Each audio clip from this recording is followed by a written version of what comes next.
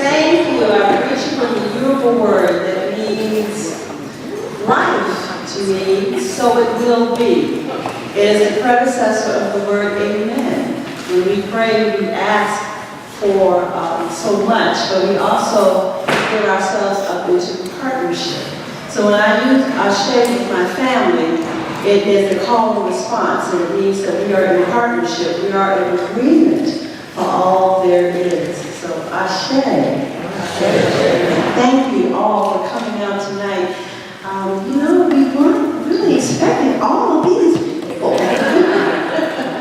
But we're glad to see you all, and just knowing that you are here to talk about a very, very important subject, which is reparation.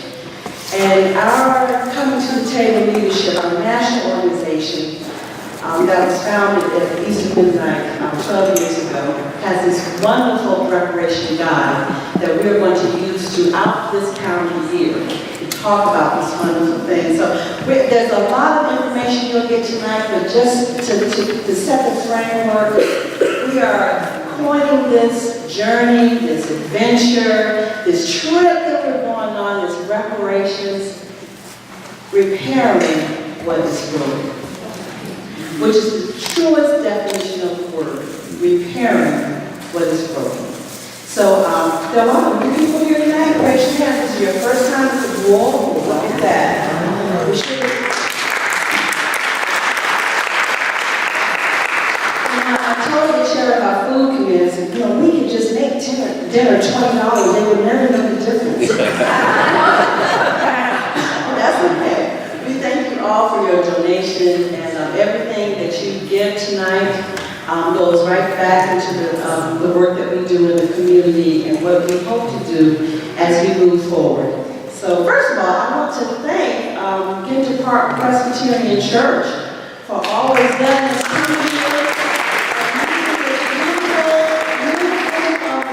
Fellowship Hall is always open to us. We have most of our meetings here monthly, and it's been really a wonderful tool for us. Make sure that you are part of the fellowship here another time when the church doors open. For new people, Coming to the Table is a national organization, as I said, it's about 12 years old, and it started on the campus of Eastern Mennonite University in its Peace Building Initiative program. CTT provides leadership resources and a supportive environment for all who wish to acknowledge and heal the wounds from the many forms of racism that are rooted in the United States history of slavery. Following is the common core of all the CTT tables. We have a vision. Our vision for the United States is of a just and truthful society that acknowledges and seeks to heal from the racial wounds of the past, from slavery and its many forms of racism that it has spawned. Our mission, Coming to the Table, provides leadership, resources, and supportive environments for all people who wish to acknowledge and heal wounds from racism that is rooted in the United States history of slavery. Our approach. We work with descendants of enslavers and the descendants of the enslaved, as well as other individuals, families, and communities, in the hope that we can contribute to the transformation and healing of our nation. We welcome all who wish to join us in that mission. Our approach to achieving our mission and vision involves 4 interrelated practices, and this is really based on the table where you sit. Who knows your table has 4 legs, right? Okay. The first leg would be uncovering history. So we do a lot in Coming to the Table. We don't just eat, although eating is great. Fellowshipping around food is awesome. But we read a lot of wonderful books, and we go to events around the city, and we watch movies and films. And not only do we have that experience, but we talk about it afterwards. We are very open and honest about how we feel about things. And so that is our way of sharing stories and hearing history a different way. Making connections. connecting to others within or across racial lines in order to develop and deepen relationships, working toward healing, exploring how we can heal together through listening, dialogue, reunion, ritual, ceremony, the arts, apology, and other means. And then the last leg is taking action. Taking action, actively seeking to make systemic and institutional change to end racial inequality and injustice, and to support racial reconciliation between individuals, within families, and in communities. Sounds like a lot.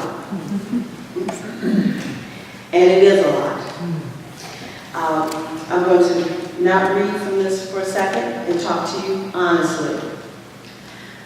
One of the things that you will enjoy about coming to the table is that we bring our most authentic selves always to the table.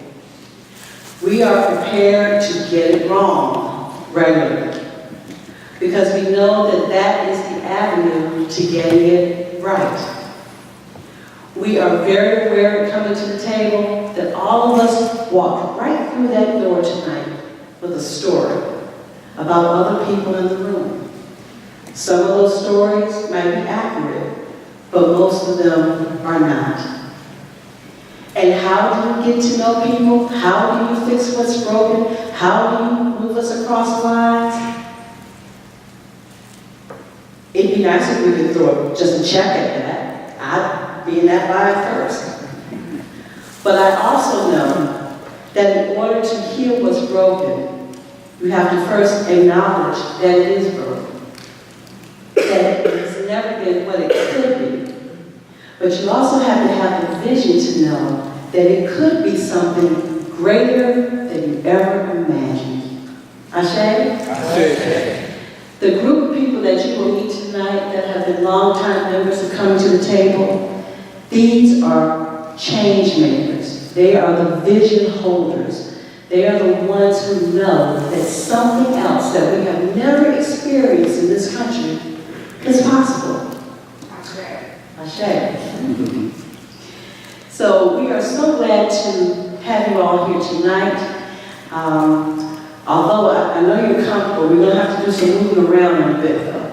But before that, we're going to have a little bit of conversation about how to have the conversation, on race, how to have courageous yet clumsy, uncomfortable conversations. And I want to introduce my co-leader tonight, Bonnie Dowdy, to do that. Can the microphone come Yes, we can do that. We can accommodate you, Ms. Bonnie.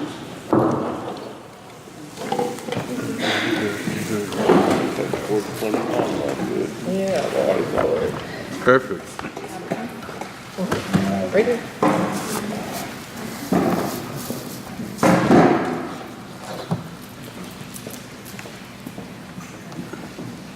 Good evening. This is still working. Many of you have participated in dialogues, I imagine, in lots of different settings. And each group has their own vision of what they're trying to accomplish and the way that they believe will move people toward achieving that vision. So, as Danita said, the vision of CTTT is a just, United States as a just and truthful society that acknowledges and seeks to heal from the racial wounds of the past. That acknowledges and seeks to heal in honest conversation. So, coming to the table has a set of practices that we believe, if they were used widely in our community, we could establish an environment where people were actually able to have these honest, courageous, and a little clumsy conversations about race, so that we could move forward as a society that is united, having claimed our past, and also claimed the future we want to create together. So we have practices, and they're called touchstones. And I'm going to just share a couple of them. The facilitators have these, I believe, at their table. And we encourage you to think about these as ways of having conversation, not just here, but out in the community as well. where you're able to address these issues when they arise, when the opportunity is there, and we begin to develop a community that's able to have these conversations. So the first thing is probably the hardest, and that is to be fully present at your table tonight to the people with whom you're having a conversation. That means putting aside all the baggage that you bring in, what you didn't get done, what the car didn't do on the way or did do, and be ready to focus on the people whose stories you're going to hear. To listen deeply to those stories. And as the little arguments come up in your mind that said, oh, where in the world did she get that idea? Whoa, that's stupid. Statistics, are you kidding me? To be able to stop that ongoing conversation in your mind and simply listen to the person whose story is being shared. Because our purpose is not to debate what is true, but is to uncover all the different truths that exist in our community and to honor them and acknowledge them. So listening deeply, being 100% present, everybody having the opportunity to contribute. That means sharing time, being conscious of how long we talk. Some of us have to work on that really hard, and others of us have to work on opening our mouth and sharing our story. And the idea is that everyone at the table has the opportunity to speak. So we are responsible for monitoring our own time and making room for everyone. We're not here to fix anybody or to be fixed. We're here to learn the stories of the people at the table and begin to understand the different perspectives that both unite and divide us in this community. And in beginning to understand them, we create a sense of togetherness, of connectedness, the relationships that Danita was talking about. I'm not going to go through all of these. This is a sampling of 13 of our basic touchstones. But there's one that might come in handy tonight, and that is to acknowledge uncomfortable responses with an ouch.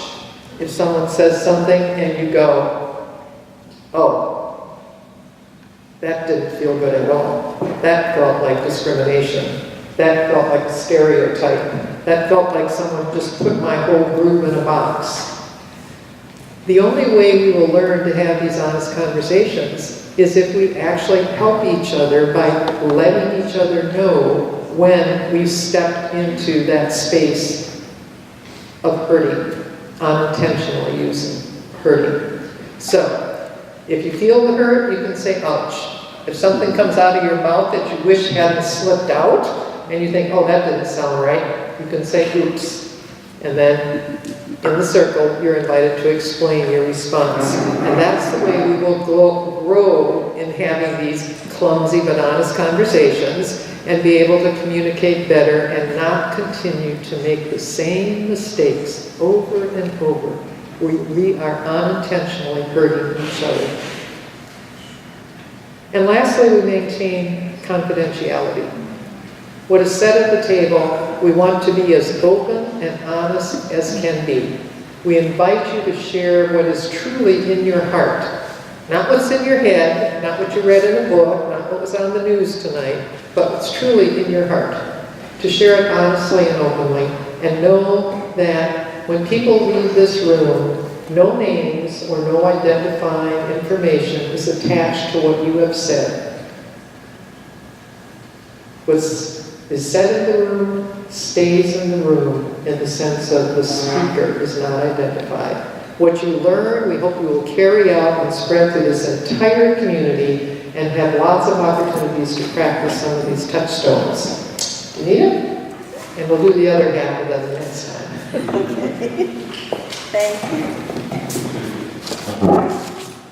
Okay, so while we have the mic moving up a little bit, this is obviously the third Tuesday of the month. So most months, at least 9 of them out of the year, we have a meeting here. During the summer, we have so many events and places where we need to be that we really don't, we're trying not to have the same kind of meeting. So you have to make sure that you're on our mailing list so you can find out all the great things that we're going to be doing all the summer. We have another meeting on the second Wednesday of the month, and it's downtown at Gather, and it is led by John Best and Cheryl Good. Raise your hand. So that's the second Wednesday, and so if that's more convenient for people, that's awesome, do that. And we have another group that's starting up, and right now ladies, don't get offended, we're calling it the Male Affinity Group. And the reason why we're calling it that, because we know that sometimes men have a different way of communicating and taking action than women do. Ashe? Okay, so we're hoping that this group is going to get so big that we have to have the church take off these walls back here. But we're hoping to have little pockets of coming to table meetings all over the city. So if you're interested at all in the Male Affinity Group, there's a sign-in sheet back there, and if you will leave your name and your email address, and somebody will get in touch with you. I know Clarence McGill is part of the Male Affinity Group, so you can talk to him about that as well. Okay? And we have a book club as well. And what's our book reading now? Becoming. All right. And that's a much easier read than the stamped, the one that we did before. Yes.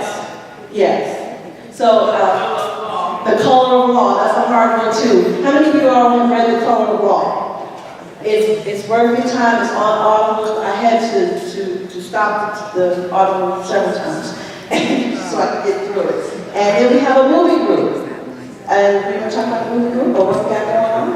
Okay. It's not going to come that far.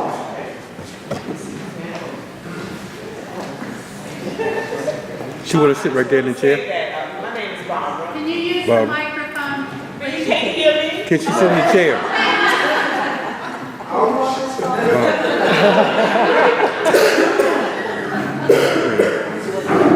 Just sit right there. Yeah, there we go. As I said, my name is Barbara, and I would coordinate the movie group along with Julie Ackerby, my co-coordinator. I want you to know that this month, a few of us went to see a movie called What Men Think. It was a fun movie. We enjoyed that. Now, for the month of April, we are planning to see The Best of Enemies. It's about a civil rights activist, but we don't have the date because the movie doesn't come until April the 5th. Also, we'd like to encourage you to go to see or to hear Angie Thomas, who is the author of The Hate You Give. She will be at the Virginia Museum of Fine Arts on Tuesday, April the 23rd from 8:30 to 11. And if you're interested in joining the movie group, please check that on the sheet that your facilitator has passed around. Thank you. Thank you. Are you going to? Okay. I'm just sitting this one table, so if I could, sure, anybody table not gonna do one of these things. Hello. Martha said she missed one table from giving a flyer about the trip. Which table did not get a flyer? One, well, so, on June the 8th, the second Saturday in June, we're having a tour. I'm having a tour. Coming to the table show. And I'm inviting you all to come. There's only 7 seats left. The flyer will tell you all the information about it. One of the great things, so we're going to see a couple of museums, wonderful, wonderful museums.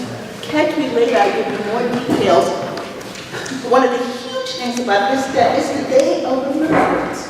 And so, Sankofa is the day of remembering all of the people that were lost in the Middle Passage. Please, that's what's coming. Let me tell you a little bit about that. And then come join us. Is that? Oh, okay, that was fast. Oh, listen. Okay, and we have another partner here. This is Marsha. Want to say a few things about risk?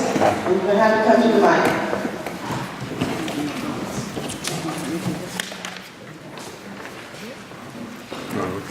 One of the fourth leg of the table is to do something that is action-oriented, and for those kinds of things, the group generally cooperates with another existing group that is focused on actions. The one for the next couple months that we hope that as many of you as possible will take part in is RISK, Richmonders Involved in Strengthening Communities. Their next meeting is actually on Monday at 7 o'clock here, and it will be a rally that informs the whole group. There are, the last I knew it was 13 congregations, 22, okay, we're up from what I last heard. Congregations of how should we say, interfaith groups. And they are black and white, and they focus on actions that will improve and strengthen communities in Richmond. The actions this time that I know about that are being continued and be worked on will be for trauma-informed care in the Chesterfield school system, the training for that, to get all the Chesterfield schools trained. A reading program that has pilot projects in 6 Richmond elementary schools right now and has been proven very effective elsewhere, that they're trying to get in many more schools. And then a new one, which we don't know how it's going to be spelled out unless we go to Monday's meeting, that has to do with evictions and lowering the eviction rate in Richmond, which is terrible in Richmond. So Monday, March 25th, 7 p.m. here, or Monday, May 2nd at 7 o'clock at Good Shepherd Baptist Church is what they call this, the big Nehemiah action. And there we need everybody's bodies so that there are 1,000 to 1,500 people there to greet officials from the city and say and ask them questions to get them to commit to the actions that the community has determined will be very helpful to our neighborhoods. And that information, I'm going to put a few sheets on each table, and there will be a sign-up sheet if anyone would like to go as a part. We can get tickets for you, and then you won't have to wait in line for the Nehemiah action. The one here won't need that. And yeah, there's information there about that. So that will get back. All right, thank you. And one other partner who asked, yes, quick. I'll be quick. Okay, very quickly, there's an opportunity to take a walking tour. All the information is on that back table. With Gary Flowers, we don't have a whole lot of openings for this, so you have to sign up very quickly. Gary does a tour of Jackson Ward, and it's a 2-hour tour. I don't know if you know Gary, but you should if you don't. He's a great guy. And he's going to give this tour on Saturday, April 13th. So sign up as soon as possible because it's only open to about 20 folks. We already have 10. And there's another flyer, I'm not going to mention it, but there's a flyer about a film coming up this Sunday, and you can look at it. It has to do with apartheid. Thank you all. Now, thank you very much. We're just about to do our invitation to dinner. And I want to take a moment to thank the food team and everyone that contributed to the potluck meal today. Can we get some applause for all these people?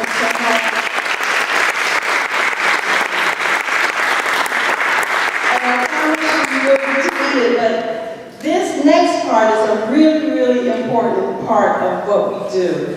We try to make all of the tables as inclusive and diverse as possible. So we don't want you to sit with somebody you know or somebody you came here with, okay? So that might be easy for some of you. Here's the harder step. I don't want to see any tables that just have white people sitting down, and I don't want to see all the black people just sitting together. We have to have diversity as much as possible at each table. So if you have to move, move.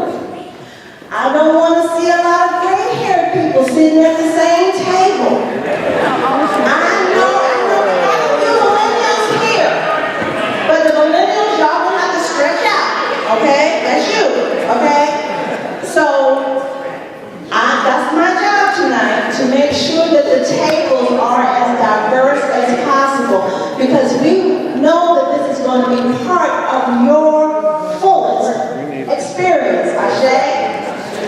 So we're going to be adults, and we're going to look at where we are, and we're going to move if we must. And I promise you, if you don't move, I will move you. Okay? So can we take 2 minutes to do this? So we don't have another black I know, I have my finger out. I'm acting like my mom. Okay? All right, I'll be looking over here. You got 1, 2, 3. Okay, we're mixed up in this thing. The restrooms, Ashe.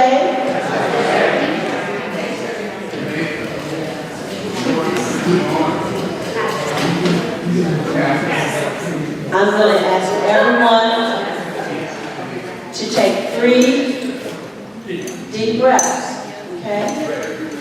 Breathe in and breathe out. This next breath, stretch a bit and be willing to breathe in the possibility of what you may learn tonight.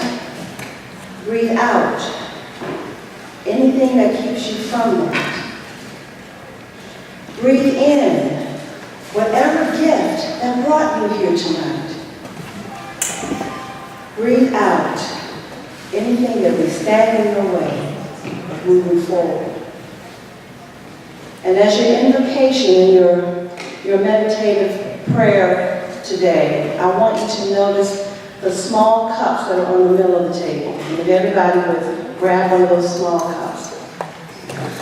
I like to use cups in meditation because in every wisdom practice, every religious practice, cups and chalices are important. And there's so many opportunities during the day where we hold a cup. If we're brushing our teeth or drinking our coffee or standing at the water cooler at work. I want you to take the cup in your hand and think about it being a vessel that holds a very important part of you. Think about what you want to fill that cup up with tonight. What do you want to hold? What do you want to keep? What do you want to have tonight that you may have not had before?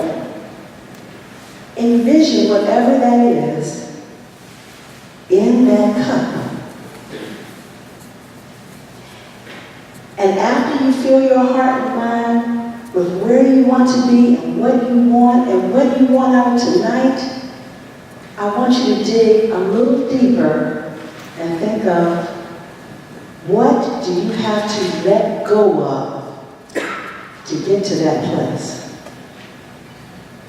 What do you have to empty out of that cup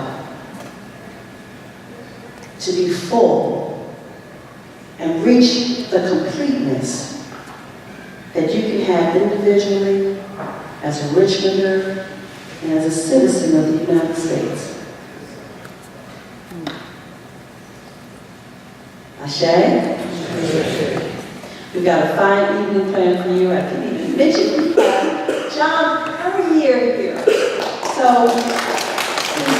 and he's going to have a wonderful introduction very soon. And Sonny has a few words to say, and then we're going to call tables for dinner.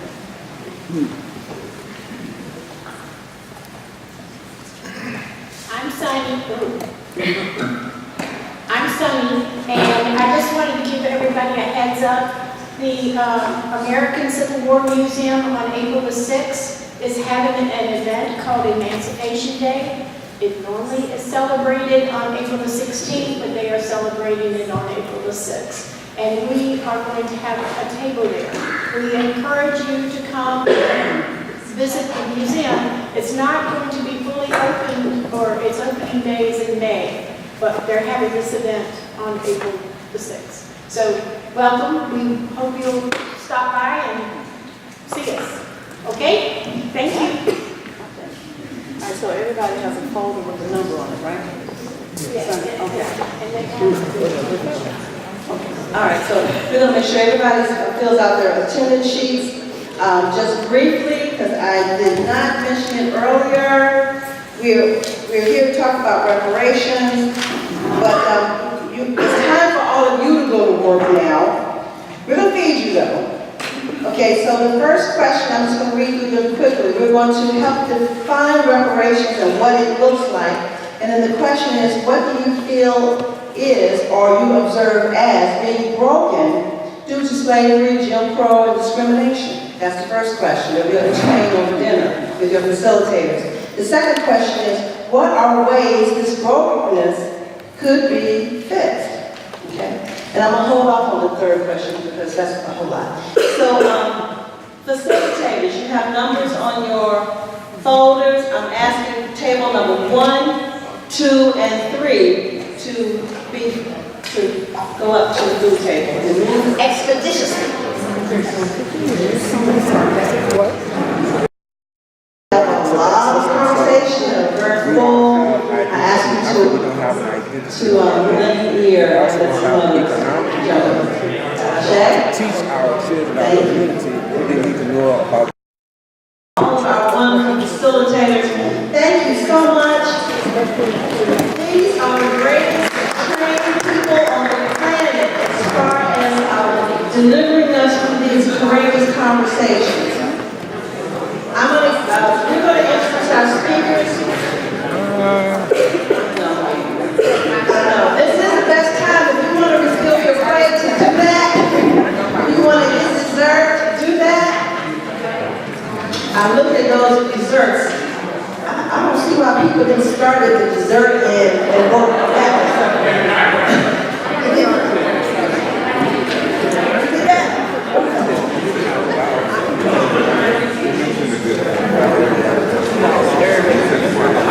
Have dessert as we do that. And I'm calling to the mic now one of our longtime members, very prominent member of our leadership circle, and my principal, Ms. Barbara Brown.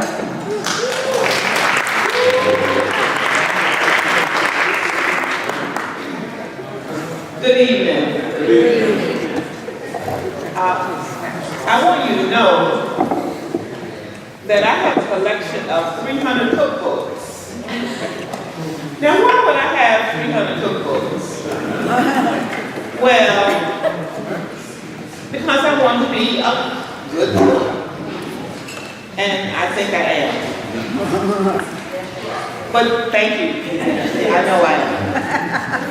But then, our speaker tonight has 1,500 books on race, slavery, African Americans. Why do you think he would have 1,500 books? Well, I'll tell you when I get to the end. But I'll tell you one thing. You really don't want to be engaged in a conversation with that speaker unless you have a lot of time. You know why? Because he is very knowledgeable and he can really talk on almost any subject when it comes to things like race and slavery, African Americans, and this world. He was born in South Hill, Virginia. And I first knew of him by way of his family, because his mother, Ms. Martha, 30 years, also taught at Mosley Middle School when I taught there in the 70s. He is a graduate of Virginia State University, and he says that he's a proud graduate of Virginia State University. He also taught in Richmond Public Schools like his mother. And after leaving Richmond Public Schools, he became a teacher at Virginia Union University, where he taught world history, French, and Spanish. I mean, I must say that is wonderful that he's been able to teach all those courses, and particularly those two languages. He is a member of Alpha Phi Alpha fraternity. He is a proud father and a proud grandfather. And one of the things he told me when working on, I believe, his master's thesis, that his master's thesis had to do with African Americans in the military. So if you ever want to talk about that, he knows almost everything. Now, I told you he has 1,500 books. Well, first I told you I had 300 cookbooks because I wanted to be a good cook. He has 1,500 books because I'm introducing to you a man who is searching for the truth. Thank you.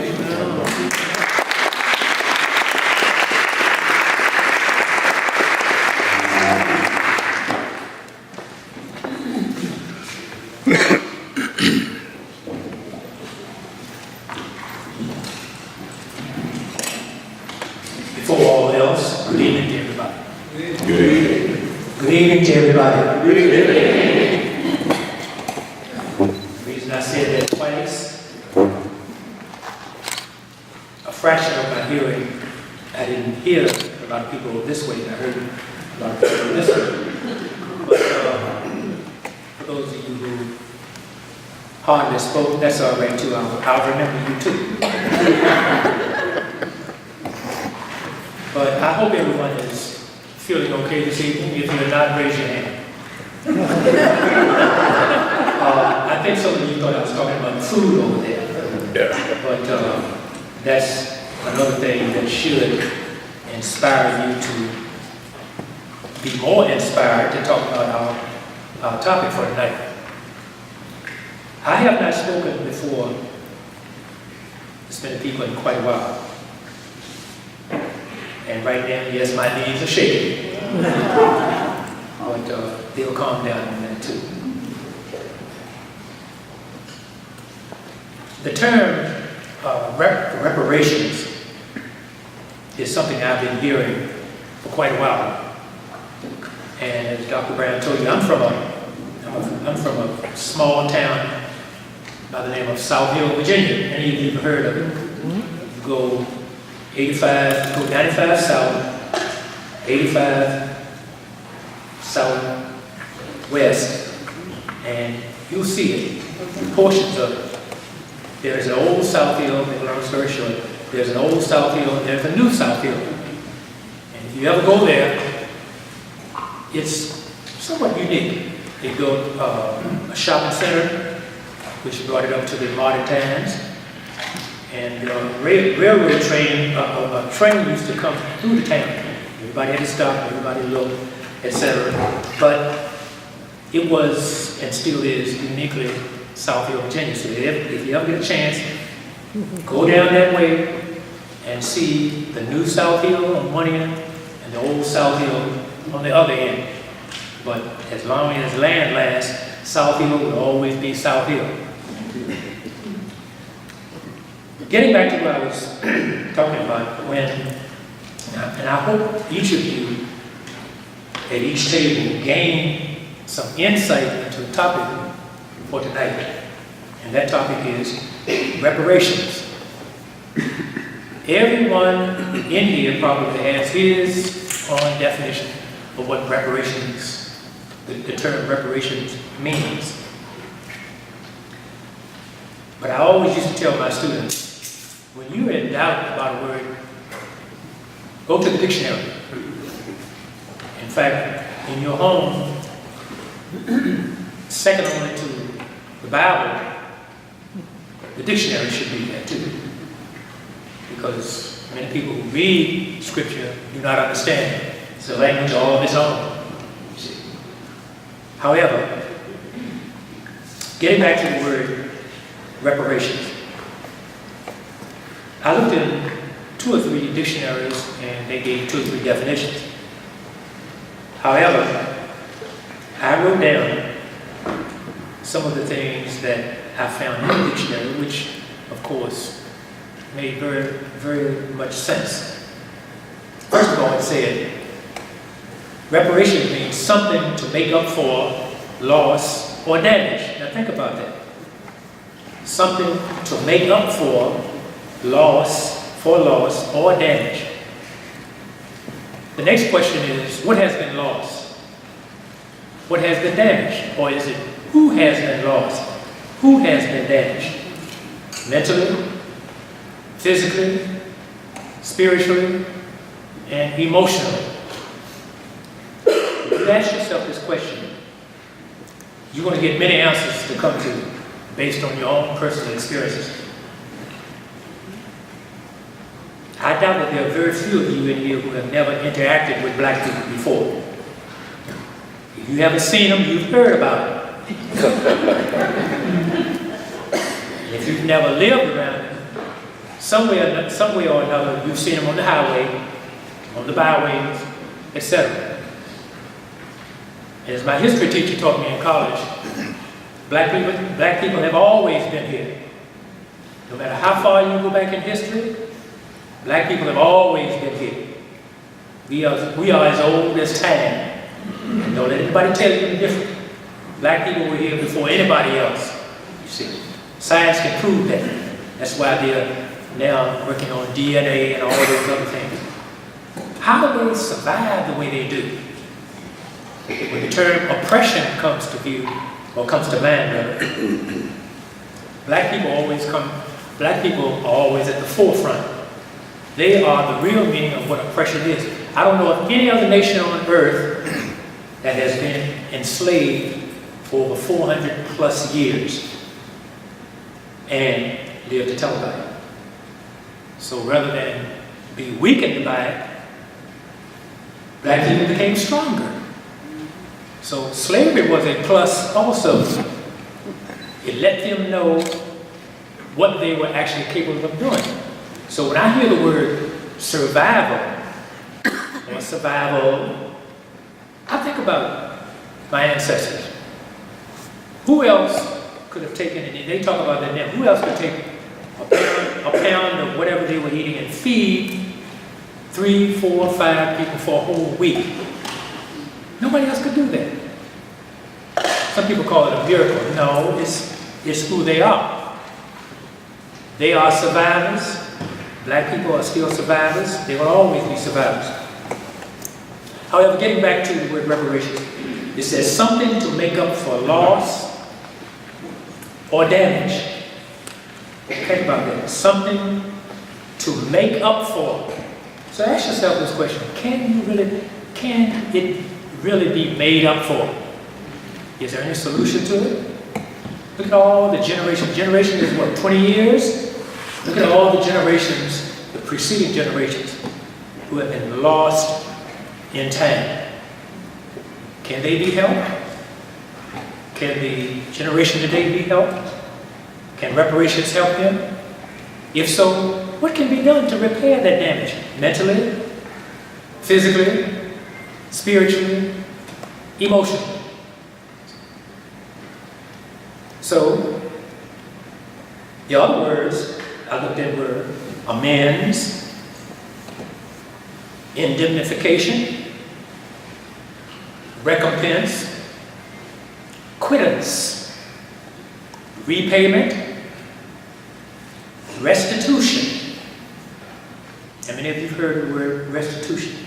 I want to make restitution. I want to make up for the loss or the damage that has occurred. Can you really do that? Can it really be done?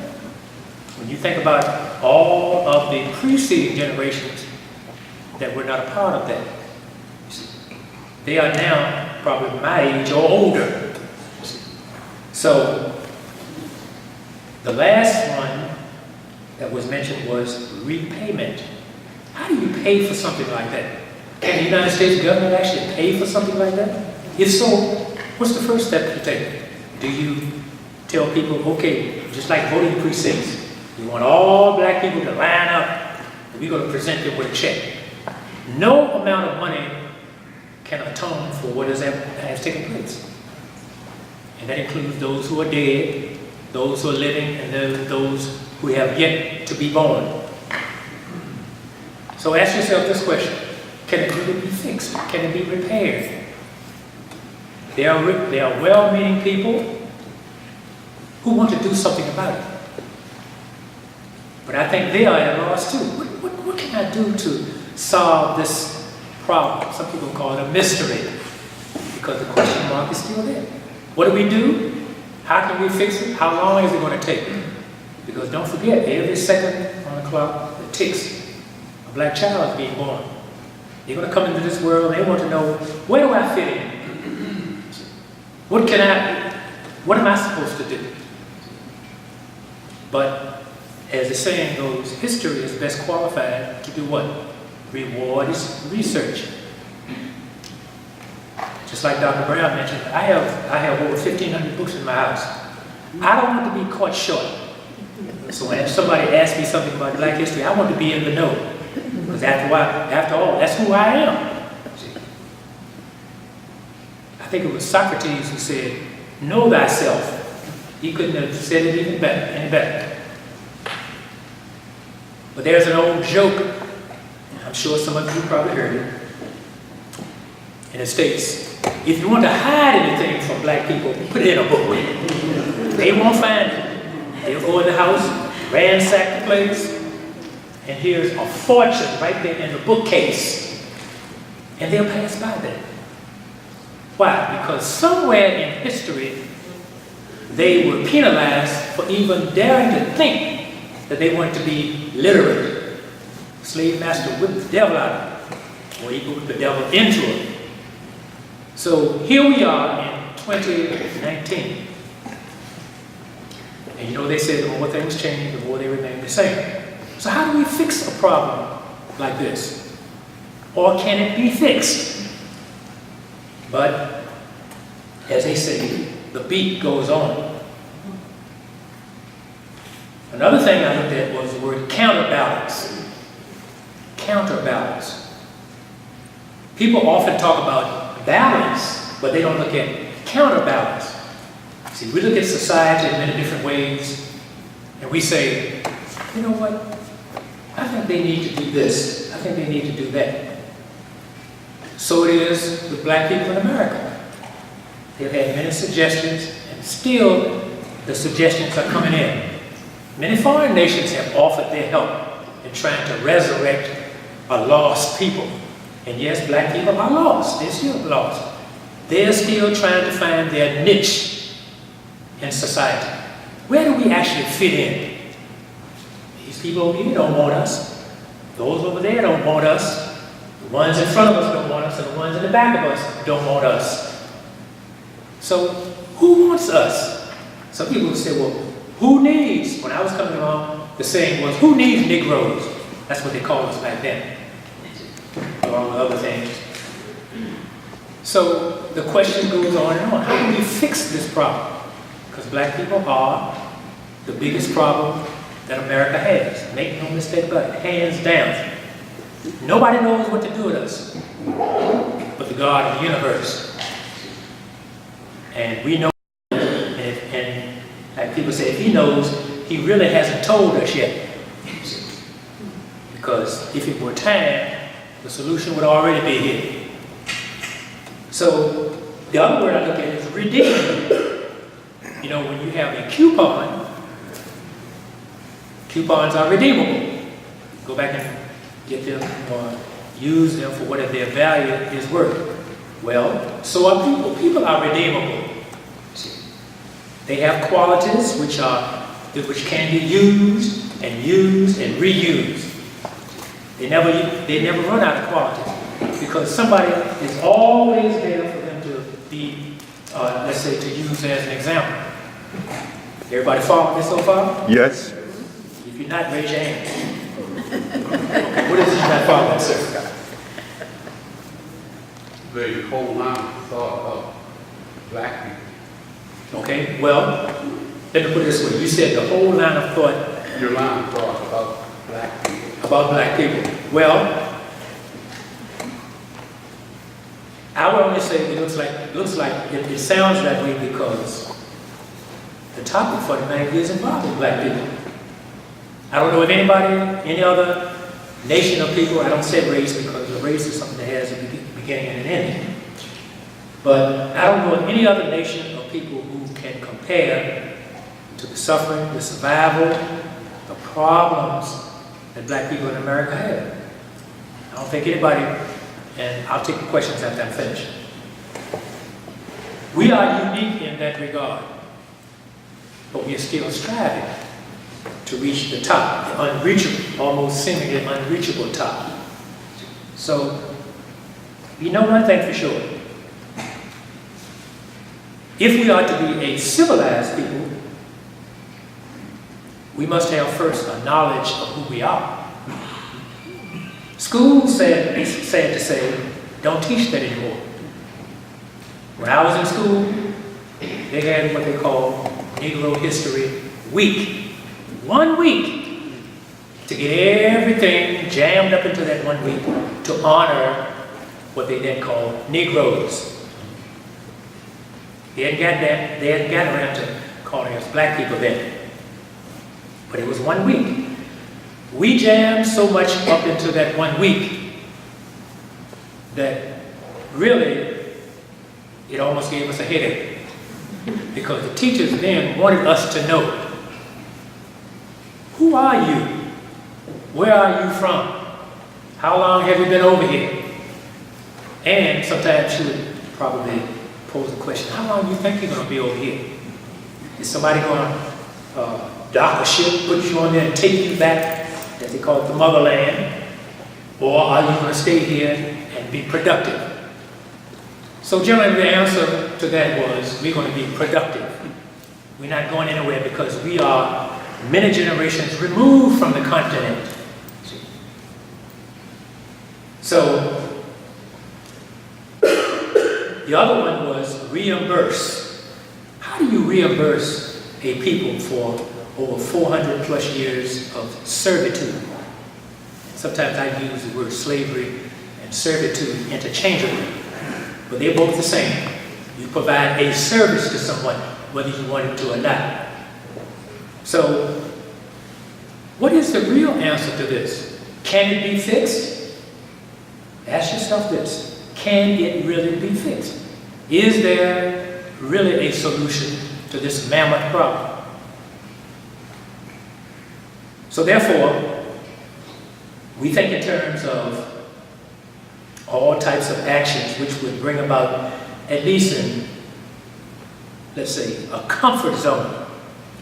At least, whatever the solution brought to the table is, you can say, well, somebody's going to benefit from it. Somebody's going to walk away satisfied tonight or tomorrow night or whatever. But how long is that satisfaction going to last? Still, when we talk about reparations for slavery, it's always a debate. The pros on one side and the cons for the other. Well, first of all, being that I'm a retired teacher, some people say a retired educator, I always say a child's education begins with teaching him who he is, apart from everybody else. A segment of my education, a portion of my education, my teachers used to tell us, well, we're all the same. We all bleed red blood. We're all human beings. But later on, I found that to be very obsolete. You see, yes, we are all human beings. Yes, we exist. Some people even say we belong to the animal family. I've never bought that. Because animals react. They have a oneness with nature. Human beings, as the commercial once said, are the dangerous species. They're the ones with the brains to think with. Animals don't carry on world wars, conflicts, etc. They don't hold council meetings, etc. They don't enact legislation. They don't do any of this. So we are not animals. We may have animalistic tendencies. But in any case, the beat goes on and the debate still goes on. What to do about black people in America? What can we do to make them happy? Or will they ever be happy? Some say yes, some say no. Some say we ought to get on a boat, however many boats they have, and go somewhere where we can be to ourselves.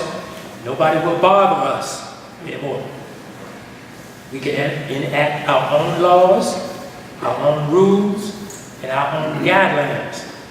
And then we grow from there.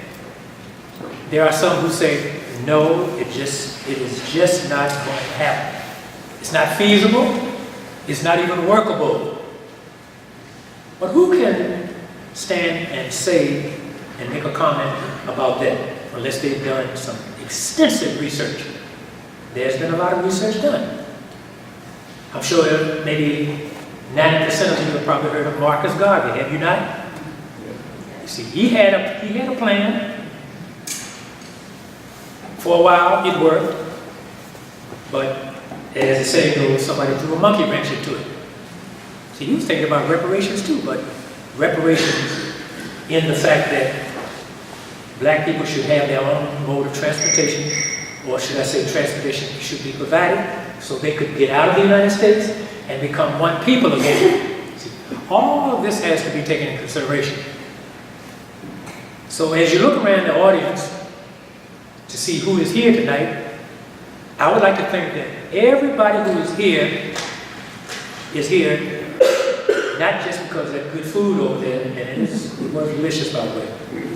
I would like to think that everybody who is present tonight can say to himself or herself after they leave out of that door that I made a difference. I made a change. How is that possible?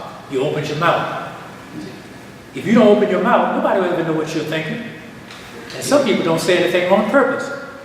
Why? Because I want everybody to know what I'm thinking. Sooner or later, somebody's going to know. Sooner or later, you're going to open your mouth. Even if you have to open it to put some food in it. They'll say, oh, that's what he's all about, you see.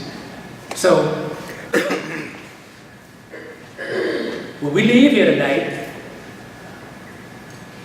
each individual should ask himself, what kind of difference did I make? Was I there just to hear what everybody else said, or did I make a contribution? I'm hoping that when everyone leaves out of here tonight, they'll have as the song went, a new attitude. Probably some of you heard this song. See, I got a new attitude. And a new aptitude too. Because the two of them go together. So they can also ask themselves when they leave out of the door, did I get an education or did I get a training? And at our table, we were talking about that. Once upon a time, black schools, at least in the county where I came from, Mecklenburg County, were not called high schools. They were called training schools. Because the general idea was not to educate black people. It was then, sometimes like it is now. Students are encouraged to go out and get, as they call it, a good job, whatever that is. So they provided, I think the word is impetus, for them to get jobs. Many of them had to go out of, not just out of town, but many of them had to go out of state just to get a job. My mother, who was my fourth grade teacher, had to leave Mecklenburg County because she had the three of us. My father passed and she was in her second year at Virginia State, so she had all three of us to take care of. But as fate would have it, she enrolled me in nursery school. She enrolled my sisters in Matoka Elementary, which was right there on Virginia State University's campus. So that freed her up to get her college degree. My father, unfortunately, passed away during her sophomore year.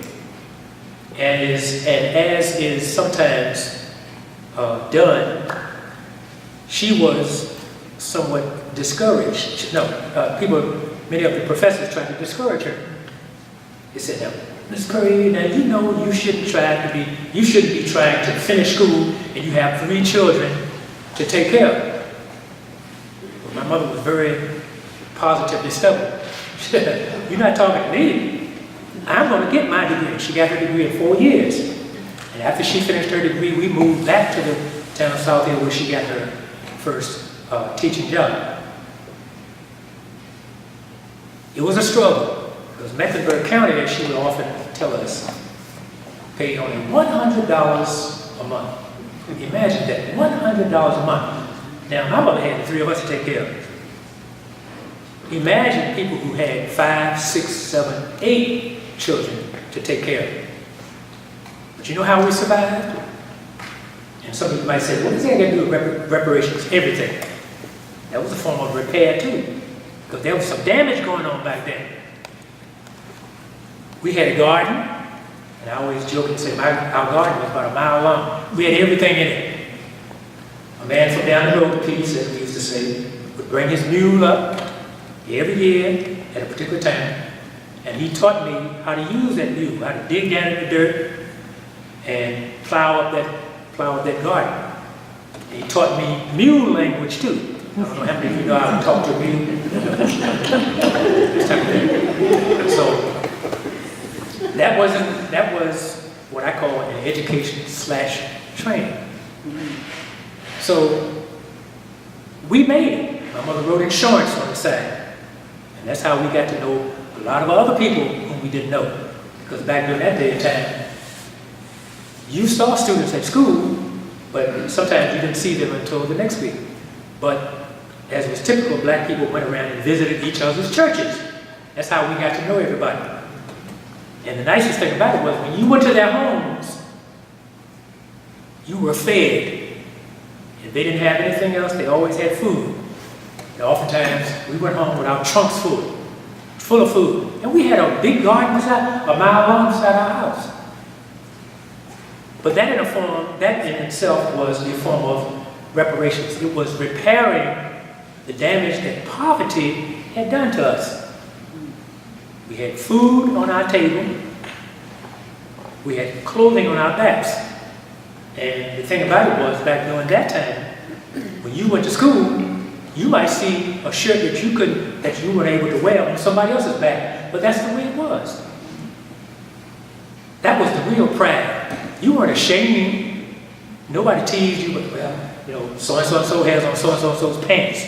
Children didn't wear tennis shoes back then. Only, of course, when they were in phys ed class. But when I look back on all of this, I still come back to the word reparations. How do we repair a history that is still plaguing us? When we look in the textbooks, there is a pattern. Up, down, up, down, up, down. Sometimes black people used to ask each other, how you doing, man? Or, how you doing, man? Well, I don't know, I feel so down, I don't know which way is up. But that's the way it was. But everybody got fed, nobody went hungry. But there was another action back during that time that we had to also put up with, and that was education. And as I told you not too long ago, we had training schools back then. But up to I believe it was 1952, 1953, because of some type of political enactment, blacks in South Hill were built, they had the money to build a brand new high school. No longer was it a training school. But mind you, the training still went on. That included manners, cleanliness. And I don't know how many of you are old enough to know, to realize this, but when I was in elementary school, they used to have health inspection in the morning. And do you remember that? We had to line up, just like this, and we had to have our hands out like this. And we always had to have a handkerchief. You come in there without a handkerchief, you got marked for it. And on the board, everybody's name was up there. And if you got a red dot, you were in trouble. You got a whipping when you got home. You can bet your bottom dollar on that. And you may get one from the teacher too. Which reminds me, times have certainly changed. Times have certainly changed. When a student acted up in class, he got a whipping. I know because I got a few. In fact, when I was in 4th grade, I got a whipping from my mother. The catch was, when I got home, she said, "Son, I know it hurt." So I looked at her and said, "Where is this going?" She said, "I know it hurt, but I used you as an example to let the rest of the students know that I wasn't playing favorites." And you know what my reply was? I said, "Mother, why did you have to hit me so hard? It hurt, that hurt." She said, "Well, son, that's just something for you to remember for the rest of your life." And I did. I still remember to this day. But getting back to what I was saying, how do we fix an over 400-year-old problem? How do we do that? Ask yourselves this, and even long after you left here tonight, what can I do to help? But because all of you, each of you is here tonight to see what can be done about this problem. I have a book at home entitled What to Do About, as they call it, the Negro Problem. See, black folks have been called a lot of things, and not all of them are kind. When I was in school, they called us Negroes, okay? Then later on, they intermixed colored people, which I found out was not the case. And then it elevated and elevated and elevated. So we have been called many things. When I was taught, it is not what a person calls you, it's what you answer to. So this thing about reparations, I'm hoping it won't go on and on and on and on. But it needs fixing. There's no doubt about that. It needs fixing. And no one can ignore it. Why? Because it's a problem that's not going anywhere. The politicians talk about it. In 1954, enacted on school desegregation. Some black people liked it, some didn't like it. Some people stayed in their own schools. Then you had forced busing. All of this. So here we go again, black people being shuffled from this way, that way, from side to side, front to back. So that was a form of slavery too. Because when you forcefully send a group of students into neighborhoods, and many of them were hostile, I'm sure everybody has read about that. When you force people to go somewhere where they're not wanted, it's like you're signing their death warrant. Sure. And I can't think of his name, but the painter, well-known painter, had a picture of a little black girl walking along. I think she was about this tall, and there were some federal marshal, I guess they were accompanying her. But I looked at that little girl's face, and she looked very composed. Maybe that was the artist's rendition of that. We don't know how she felt inside. But now when I look at it, I said, what were the parents thinking? What were they thinking to send their little girl into a hostile environment? Many of them were spat upon. Many of the parents came out and said, "We don't want this and we don't want that," etc., yelling and screaming to the top of their voices. And then, of course, you had the Klan, the KKK. I witnessed that when I was in the country. They just didn't. But we all knew who the Klan, we all knew who the members were. But see, we had a system there. They had black people who worked on white people's land.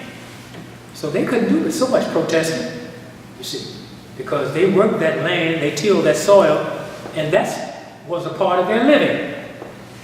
So the list goes on and on and on.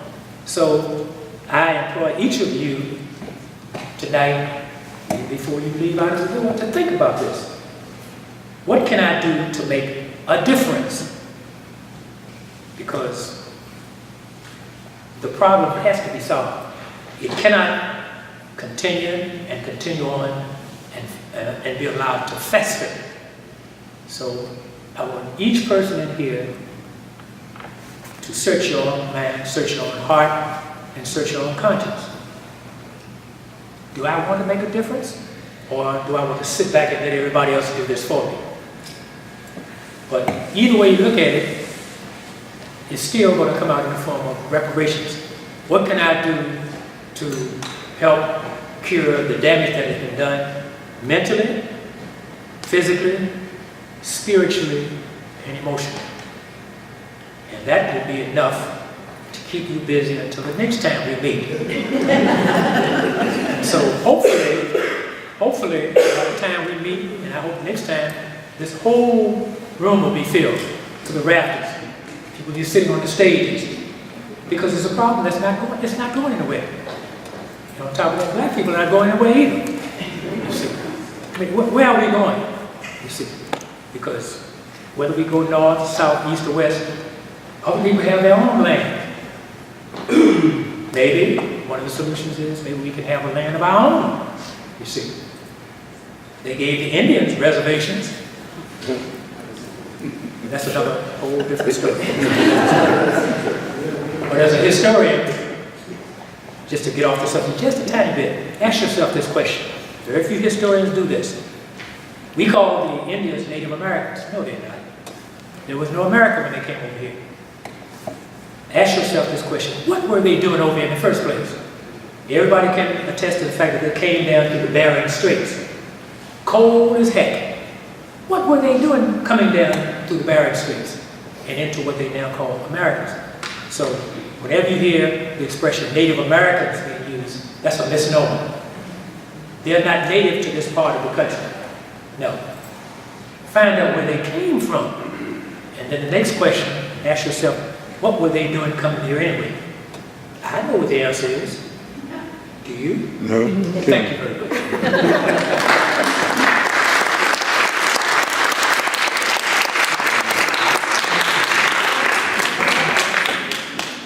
Thank you, Dr. Bernier. We actually, well, I'll call you Doctor. I call her Dr. Brown. Y'all are my elders, and I appreciate everything. How's that? Okay, thank you. And we have actually run out of time. We only have about 5 minutes. I'm going to ask if Dr. Bernier can probably hang back a little bit after we dismiss. So people have specific questions they want to ask. Is that okay? Yes. Okay, and so we want to do that. I wanted you to come and you did exactly what we wanted you to do, because one of the questions that comes up in coming to the table, well, actually I even hear on the street, what have black people, what have African-centered people done to repair themselves? And so you spoke about so many things. You mentioned Marcus Garvey, you know, we hear so much about white nationalism. We have our black nationalism too, wanting to take care of ourselves.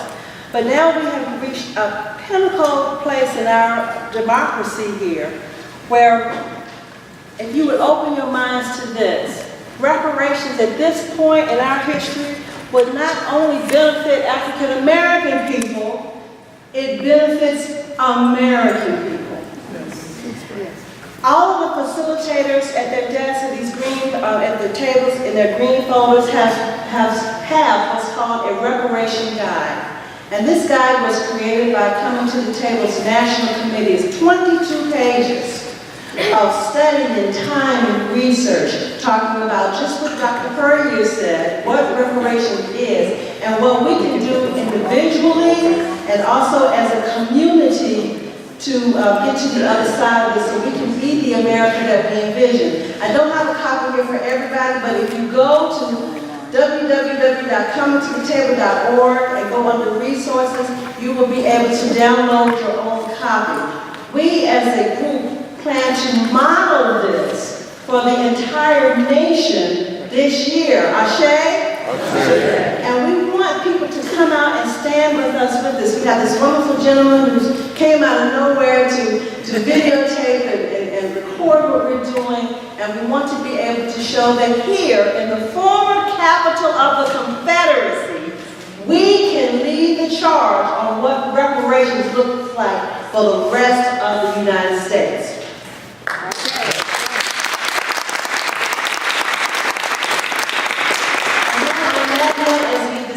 Those who feel comfortable, if you would stand, please. Those who feel comfortable in doing so.